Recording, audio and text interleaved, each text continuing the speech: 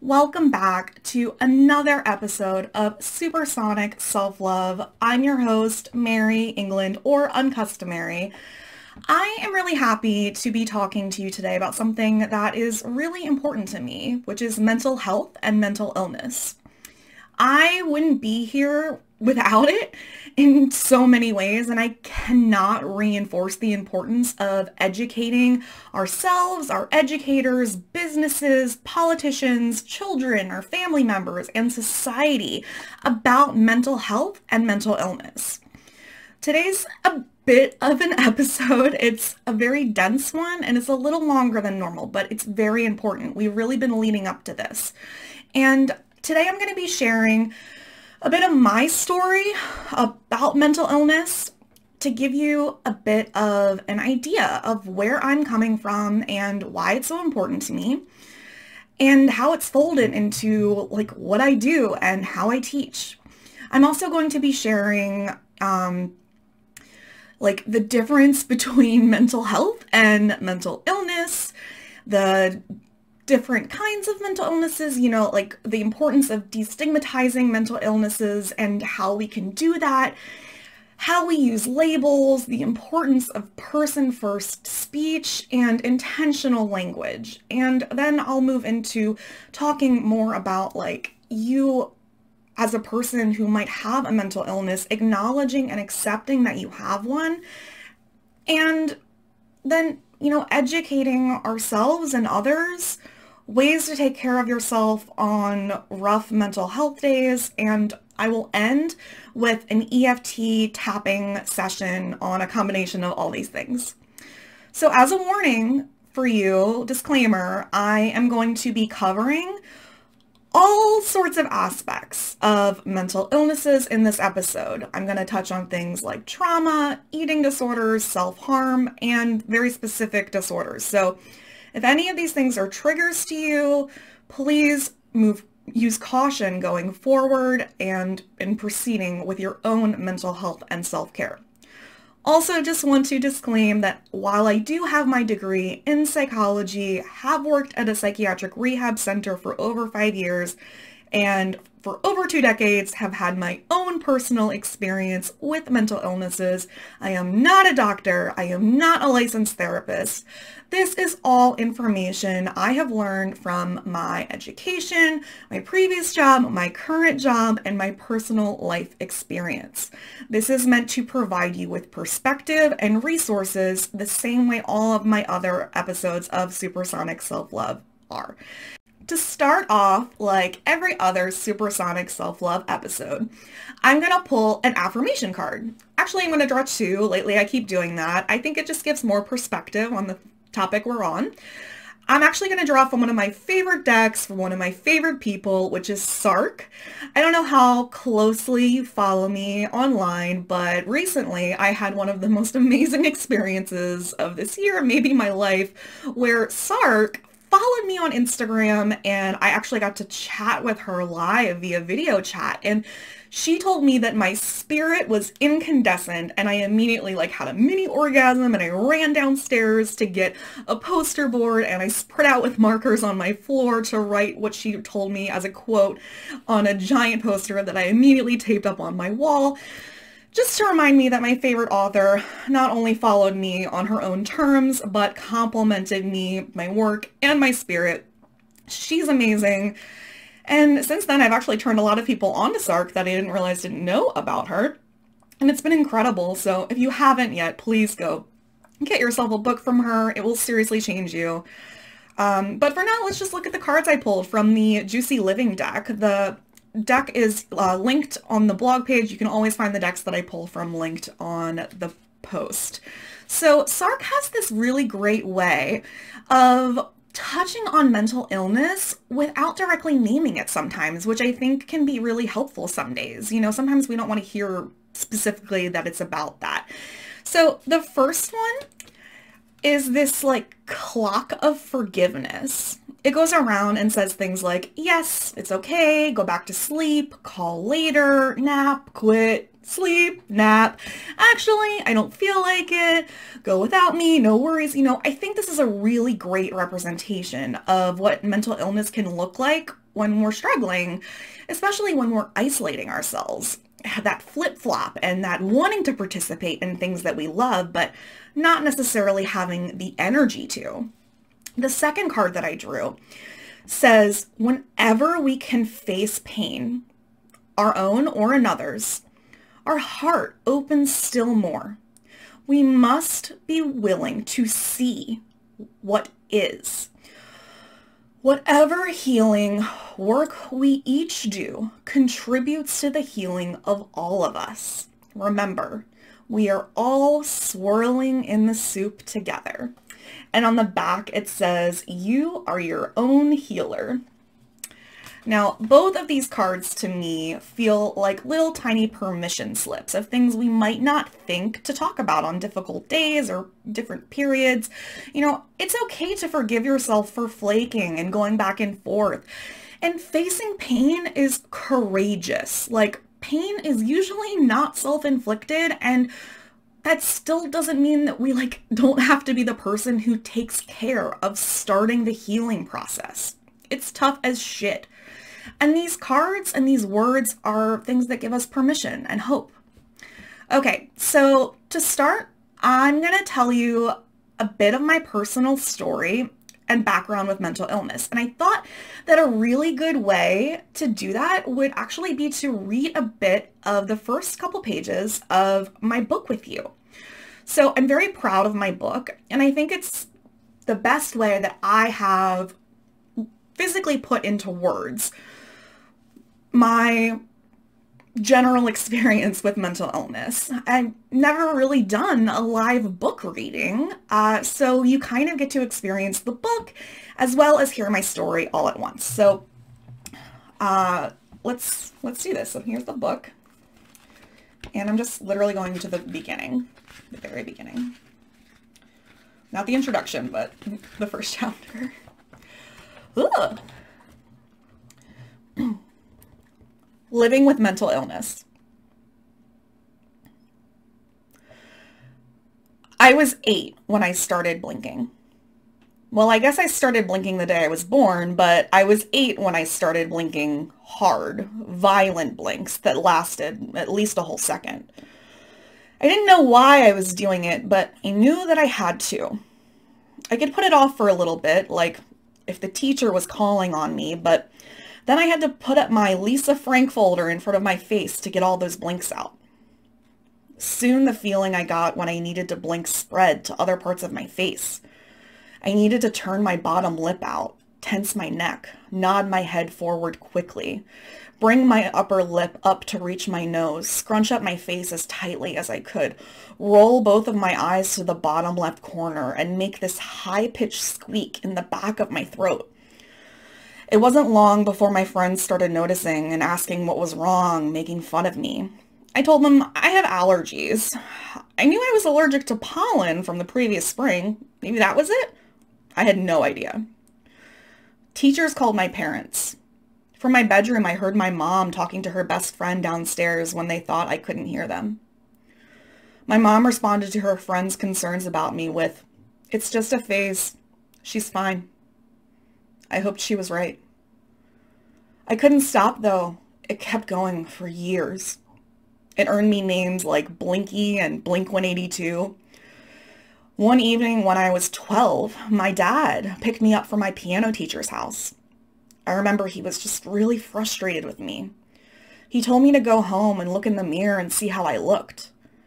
I got home and I locked my door. I scooted my butt up to the floor-length mirror and sat there.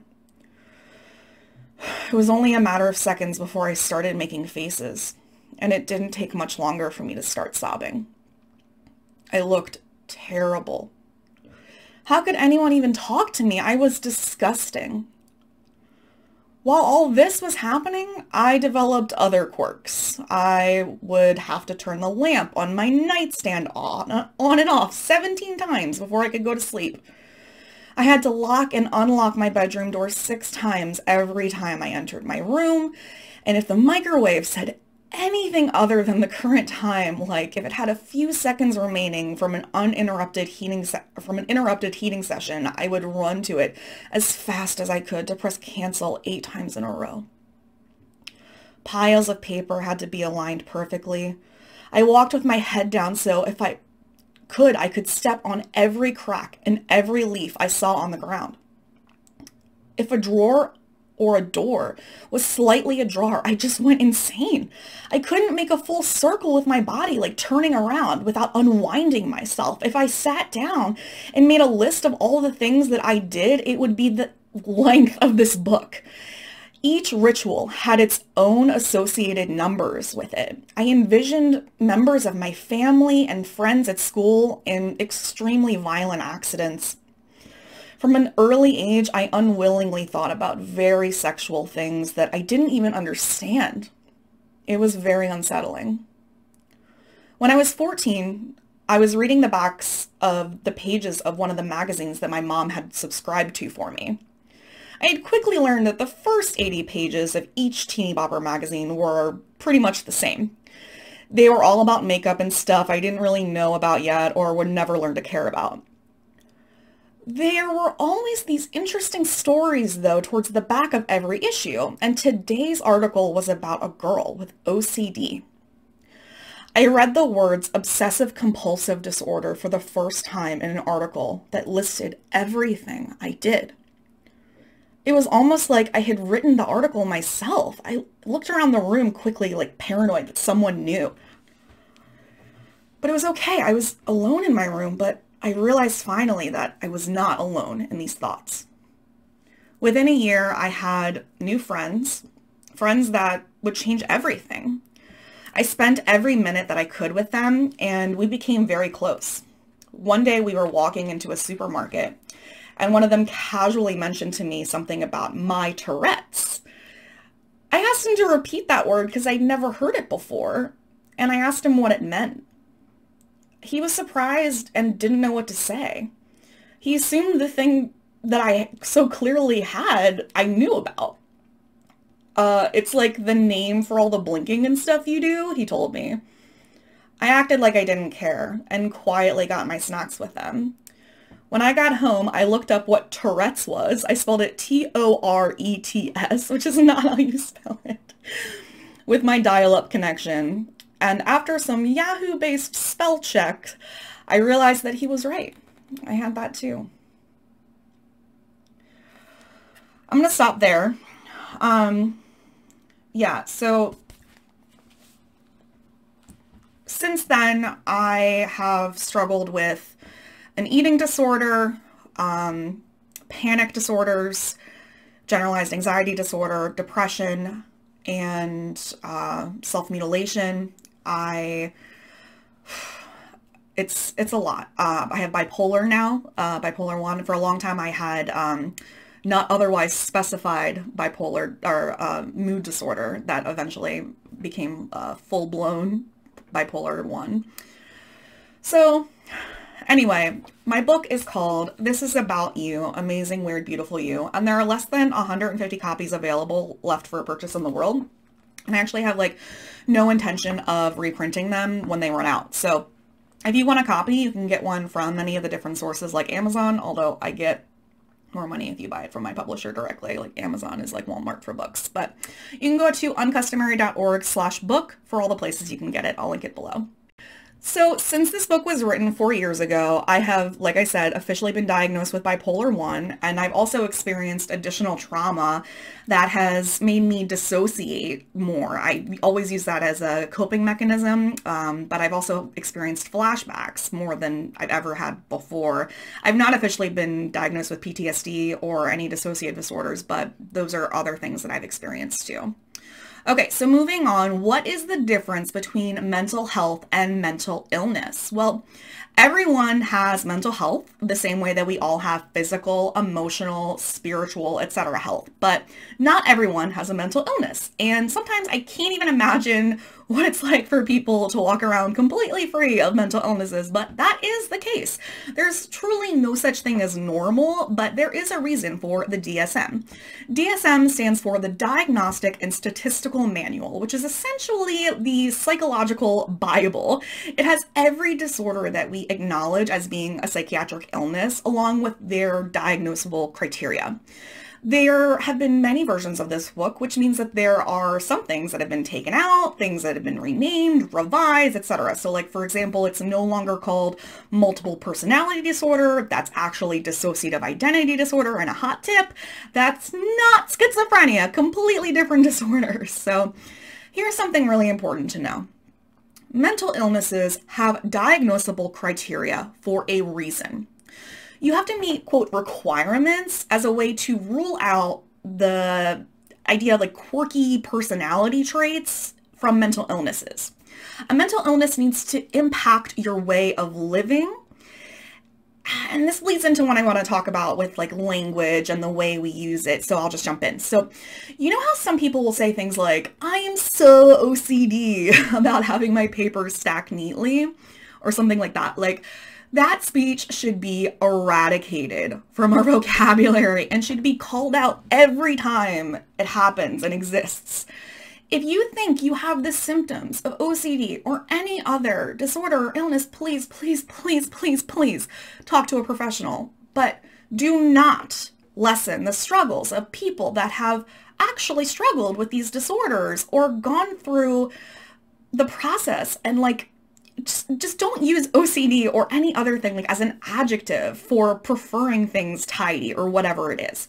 So what is the difference? I will tell you the best way I can describe the difference, like, and we're going to keep using OCD as an example, is like between a personal preference and a quirk, is that like a mental illness is what happens like when you aren't able to do that thing. So for example, with OCD, it's all about OCD is about having an intrusive thought and then relieving that intrusive thought with an action that's usually repetitive and feels irrational to some part of your brain, but can provide some temporary relief to that anxiety of that intrusive thought. So for example, maybe you think if you check the light switch 17 times, your dad's not going to die tonight. Okay, so you're saying, I prefer to check the light switches at night before I go to bed. I'm anal retentive about it. So what makes you so sure that I don't have OCD? Again, I am not a doctor. I can't tell you that for sure. But what I can ask you and tell you is this. What happens if something or someone prevents you from checking that light? Do you go into a full-blown panic mode and have an anxiety attack and can't breathe? Do you scratch the walls and scream and get violent until you can't just go and check it? Can you physically not sleep until you check it and have that peace of mind? Have you ever been physically dragged out of a Blockbuster video store screaming, kicking, crying, and sweating because you couldn't perfectly align all of the DVDs in just the right way? Or after a while, are you still unsatisfied with the fact of you not being able to check the light switch? There was a prevention there. But while still annoyed, you are ultimately able to continue your life without hyperventilating yourself into a panic attack nap. That's the difference. Are you in control of these thoughts, or are you at mercy to them? There is a difference between being sad and depressed. There is a difference between liking things tidy and having OCD. There is a difference between being stressed and having anxiety. Having an eating disorder isn't just being underweight, and there is more to PTSD than having an unpleasant experience, and not everyone with PTSD has flashbacks, and not everyone who has schizophrenia sees hallucinations. These words are powerful, and every time you misuse them, you take away from the experiences that people have had that weren't by choice. Some people are in the middle of a deep, deep valley of struggle and can't even muscle the strength to correct you on your jargon. And some people have worked hours of sweat, screams, strength, and tears to get to a point where they aren't just a ball of symptoms and want you to know the difference. Respect the difference between something that might be a powerful word to someone that took a long time to find a definition for that thing that they were experiencing, or that they had to accept that they had something, and choose your words more carefully. There are a bunch of ways to describe preferring things tidy instead of labeling yourself with a disorder that you do not have. That said, When you actually have an illness, it is totally up to you to label yourself with it or not. Some people find it really empowering to have an answer for the thing that they didn't understand for so long. Some people dislike having another thing to add to their rap sheet. Like some people change their minds along the way. It's totally up to them. I actually plan to do like a whole different episode on this topic and the idea of releasing labels and without the need to release the identity that came with them, if that's something that calls to you, but that's later. So when you are talking about a person with a mental illness, it's very important that you always, always, always use person-first language. What I mean by this is that you would never say like a cancer person. You would say a person who has cancer, right? Yet we constantly use terms like schizophrenic to label people, allowing that to be the defining characteristic of their entire being. It may be something that they fully have to come to terms with and even eventually love about themselves, but it, like any other illness, does not define them. They are still a person first. So use person first language. You would say Mary has OCD, not obsessive-compulsive patient Mary. Remember, words have power. I think it's really wonderful that mental illness is getting more and more coverage and awareness in the media and social media and all of it. Like, I've seen really powerful depictions of different types of mental illnesses on TV shows. Like, You're the Worst is a really good example, actually.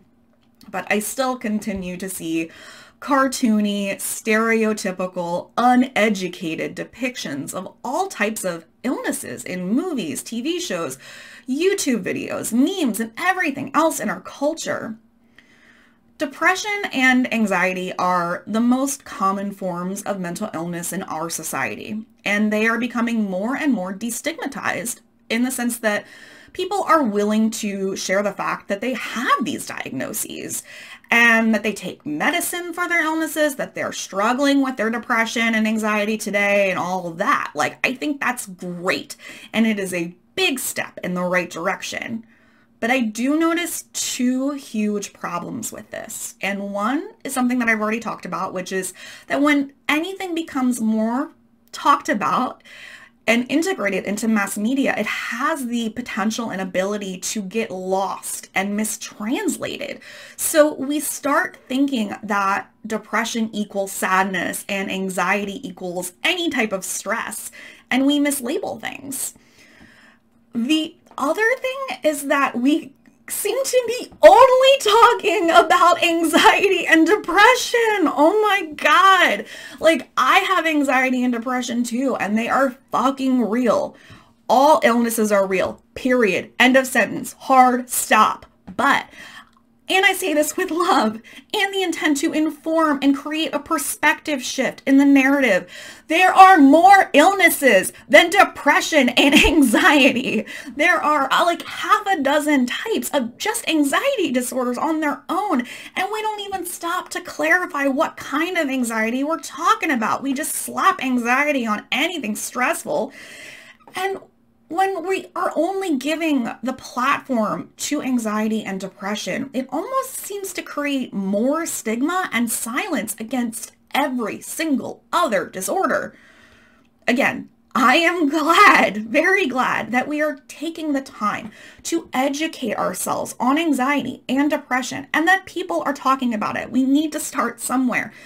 But my ultimate hope for destigmatizing mental illness is that we can talk about our diagnoses, our symptoms, our struggles, our medications, and our treatment, all of that, with no fear. The same way that we would talk about having like a cold or a UTI. Like, the mind is part of the body. And if you have a mental illness and you want or need to get treatment for it, it's no different than getting medication or treatment for your bladder or your kidneys or taking a pill for high blood pressure or getting chemotherapy. Like, seriously, guys, we need to stop comparing traumas. We need to stop saying that certain mental illnesses are more scary. We need to stop making people feel weird about sharing their stories, about schizophrenia, bipolar, Tourette syndrome, dissociative identity disorder, bipolar, dissociative fugue, antisocial personality disorder, everything else. Like, if you can accept that someone is the same person with anxiety and or depression, then you can accept them with any other disorder, period, end of sentence, hard stop.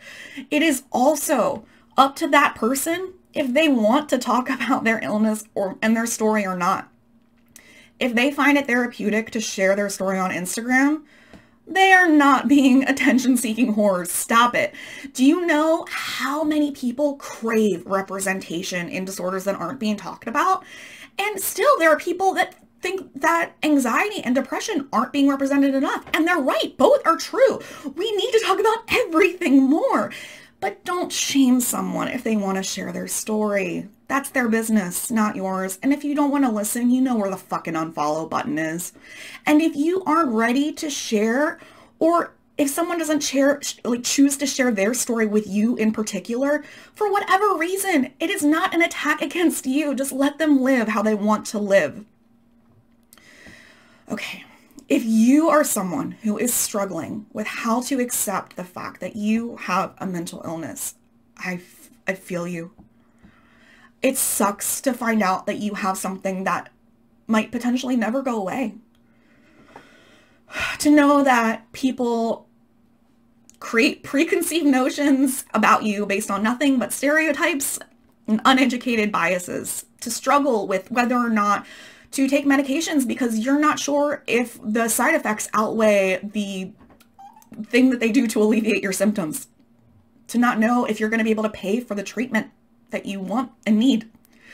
To not know if you should disclose your diagnosis and treatment to your family and friends and coworkers and boss. To be worried about how people will feel about you and how they're going to treat you after they find out. I felt all of these things and more. The list goes on. Like, I feel you. And ultimately, like, this is like a time where there's a little bit of a grief period almost that goes with accepting your diagnosis. And it's different for everyone. You are essentially almost grieving the body and mind that you thought you had and the life that you originally planned before you knew this, if that makes sense. Like, let me be clear. Like, it's not that you can't have exactly what you wanted. I didn't think it was possible for me to still be a writer with my OCD, let alone have my business, let alone have Sark follow me on Instagram. Like, you can still accomplish your goals, have healthy relationships, be independent, but it is about knowing that there is a change and knowing that that change might be temporary, it might be permanent, it can be in flux, it ebbs and flows. You might have 2 years without anything and then a really fucking awful month of 30 days of hell.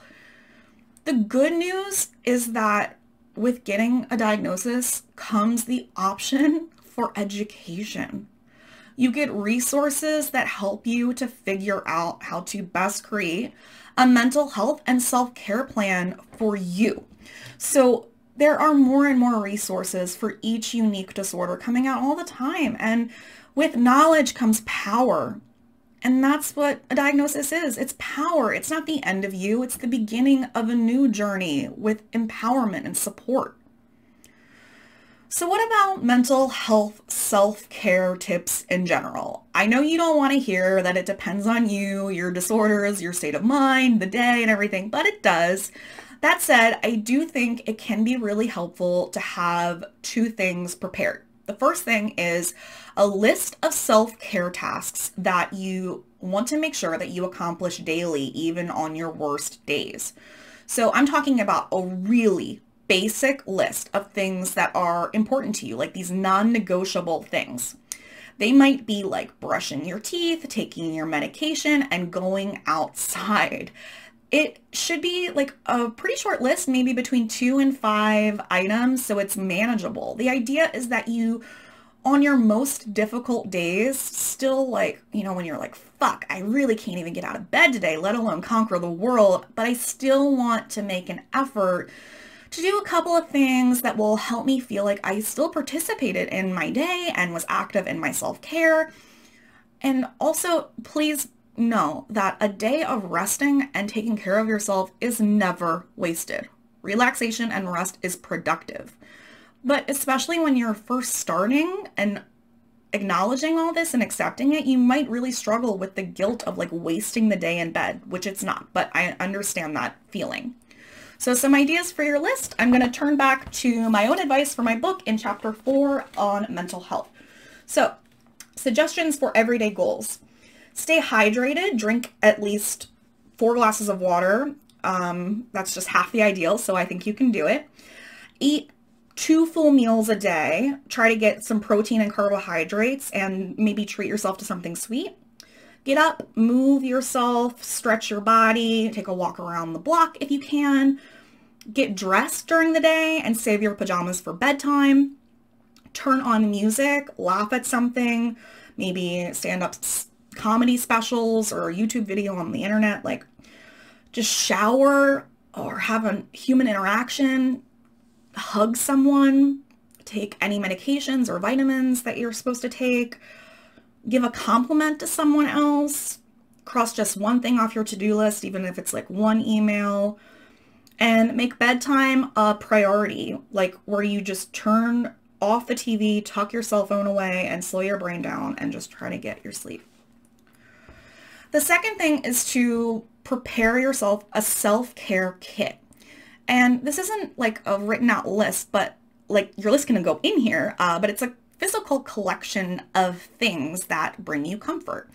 And ideas for this include like a soft blanket, a stuffed animal, a relaxing playlist, headphones, a love letter that you wrote to yourself, a letter that your best friend wrote you, some snacks, a positive affirmation, a face mask, bubbles. Like I've actually have a free download for you of 35 things to put in your self-care toolkit. So you can check it out with the link below and make your own, be inspired by that. Remember that being proactive about self-care is self-care. And the more you get to know yourself and your symptoms, the better you can prepare for how to like counter them and relax yourself and bring yourself comfort in a tough time. Okay. So I know that was a lot. And to end today's episode, I'm going to give you an EFT tapping session on releasing the stigma and judgment and fears, etc., that you might have about accepting that you have a mental illness and loving yourself with your mental illness. This could be really emotional for you, so make sure that you're hydrated and take responsibility for yourself before we get started. I will also cut and make this into a separate video if you want to come back and do it again, and you can just go right to it. If you've been watching Supersonic Self-Love since the beginning, you're probably familiar with EFT, which is a technique designed to release emotional blockages combined with acupressure, meridian energy points, and that match up to vital organs, and positive psychology and affirmations. So all you have to do is tap on the parts of the body that I do and repeat after me. And pro tip, it might be beneficial for you to replace the words when I say mental illness. Like every time I say them, replace that with your actual mental illness or like your symptoms. Like being as specific as you can helps move the process along and really move shit in you. So drink some water, remove your glasses, excess jewelry, and take a deep breath in and out. Are you ready? Okay. I'm going to start on the karate chop point here.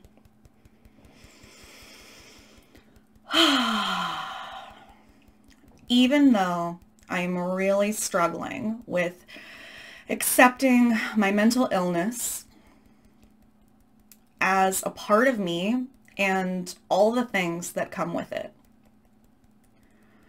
I still totally love, accept, and forgive myself. Even though some days it feels like I'm stuck, I'm different than everyone else.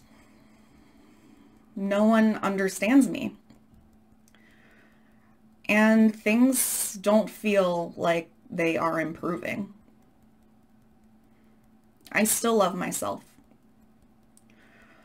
And anyone else who has made me feel insignificant in regards to my mental illness because I am more than my mental illness, and it does not define me. Okay. Deep breath in.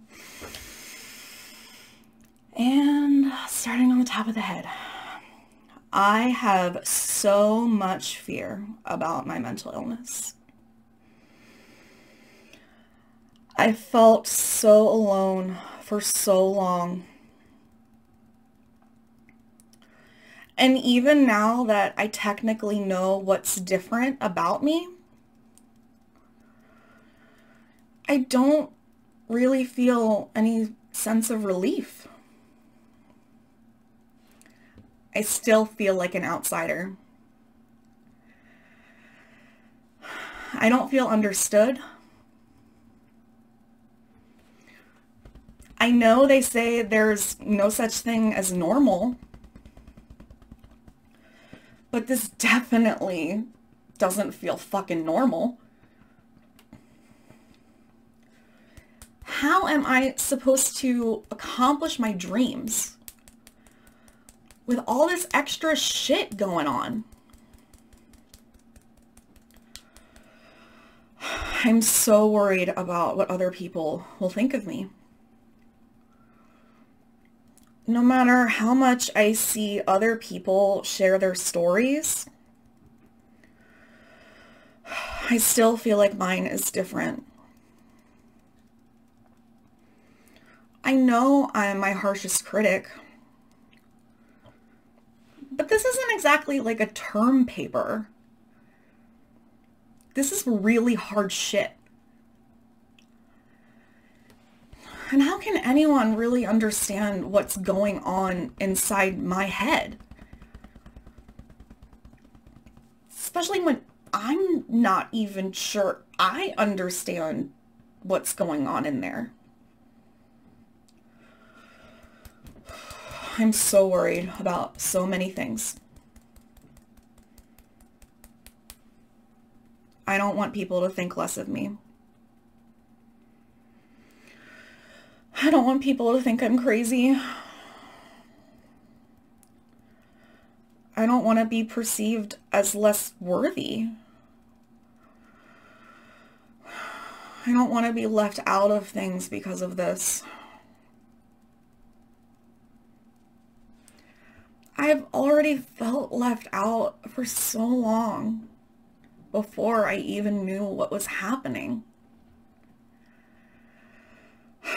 And I thought having the name of what I had would bring me some peace. But I feel like maybe it created more struggle. I don't know what to call myself. I don't even know if I should stand up for other people with my same illness. I don't know if I'm sick. I don't always feel sick. In some ways, I feel like this is totally a part of me. And how can that be wrong? Illness implies that something is broken and it needs to be fixed. I don't want to have to be fixed every day for the rest of my life. I want to be whole. I am whole. I am a whole person. My mental illness does not define who I am. I am more than my symptoms. I am more than my diagnosis. I am more than my treatment plan. I am more than a bottle of pills. I acknowledge that these can be parts of me, but they don't have to be bad parts. Mental illness doesn't equal bad. It means different. I actually like being different. When I think about all the people I truly admire and look up to, they're all different, unique, and weird in some specific way. It makes me love them so much. Being different actually makes me come back to them over and over again. Being different doesn't have to be my kryptonite. Being different can be my superpower.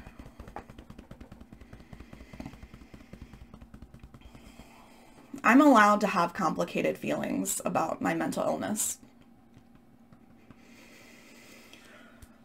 I'm allowed to feel different every single day. I know I did not choose these symptoms. But I don't have to let these symptoms rule me. I choose to live and thrive with these symptoms. I am not my mental illness. I'm so fucking special that I got an extra thing. I am kind. I'm smart. I'm a good friend.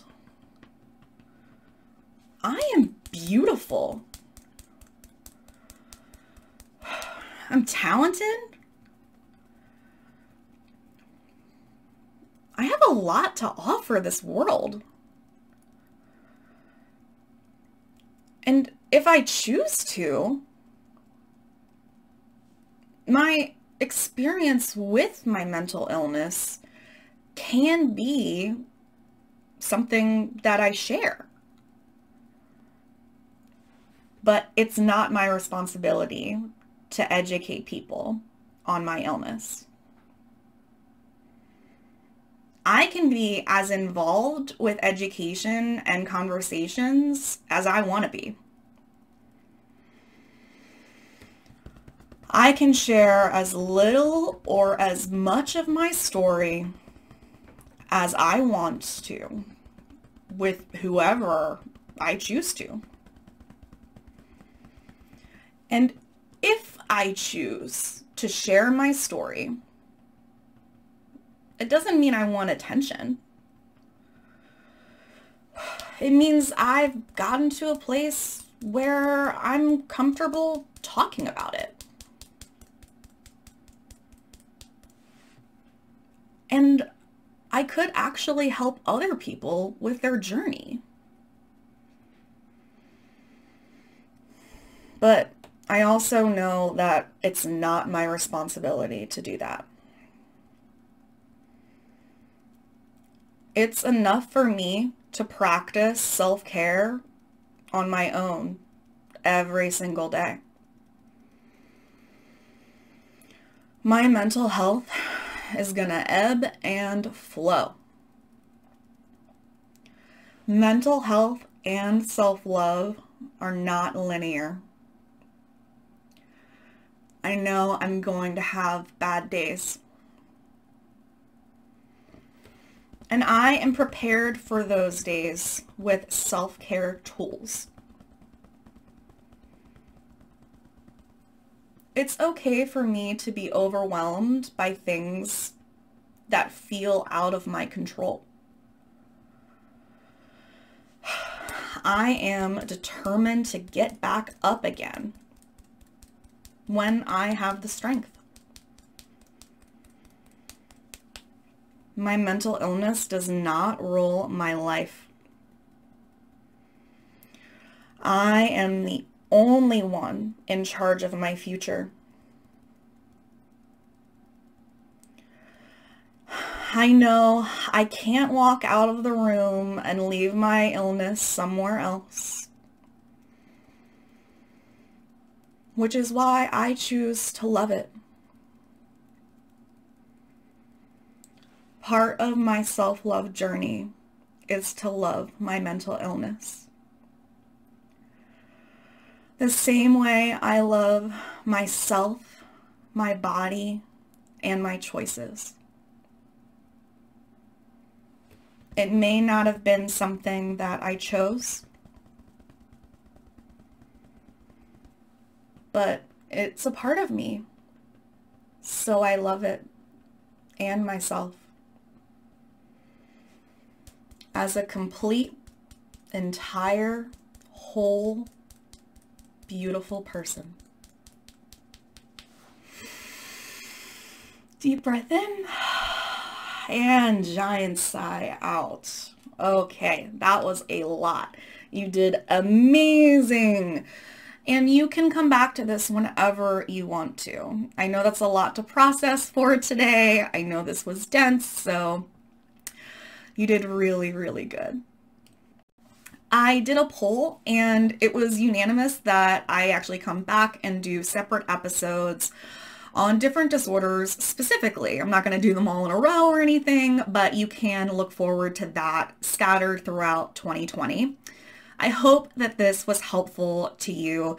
Please let me know your thoughts and what kind of resources you would like to see in the future. Your only homework is to prepare a list of your self-care non-negotiables for a tough mental health day and your self-care toolkit. And you can find the download for the 35 ideas of things to add to your self-care toolkit in the link below. Thank you for joining me. Be sure to like this video and subscribe to my channel for more episodes of Supersonic Self-Love and other fun ways to merge self-love and creativity. And for more resources on self-love, be sure to check out the Uncustomary Babes membership group.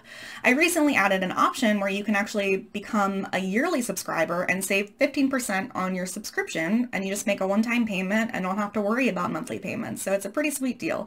Check it out at uncustomary.org/membership. I will see you next time, babes. Bye.